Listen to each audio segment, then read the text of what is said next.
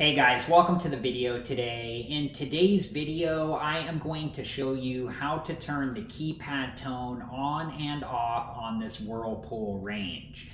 And the keypad tone is the beeping noise that happens when you press the buttons on the keypad of this Whirlpool range. And this may be a different process on different Whirlpool ranges, so please refer to the user instructions for your Whirlpool range for all of the specifics on this process.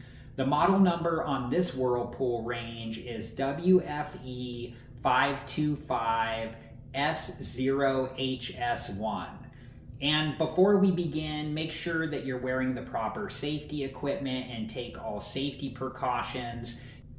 You also need to make sure that both the oven and the stovetop are turned off.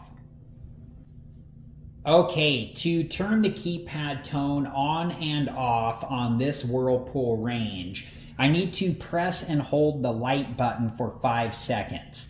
And when I do this, something will show up on the screen here. It will either say off or on to let us know if the keypad tone is being turned off or if it's being turned on. Also, if the light is off, when I do this, it will turn the oven light on. And if the oven light was on when I do this, it will turn the oven light off. So just be aware of that. So I'm going to press and hold the light button for 5 seconds.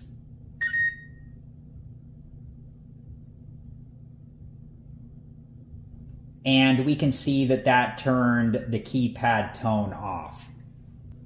And before I did that, the oven light was turned off.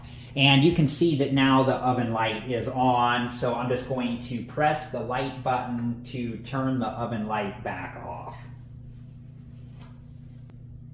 Now I'll show you from this viewpoint. I'm going to press and hold the light button again for 5 seconds to turn the keypad tone back on.